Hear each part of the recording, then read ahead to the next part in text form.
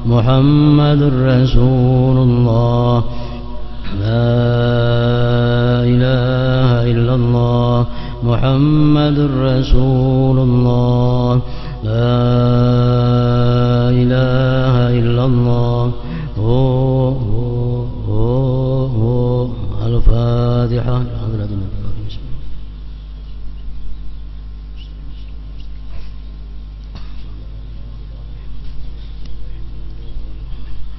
فيا أيها الرجل منه شفاعة صلوا عليه وسلموا تسليما.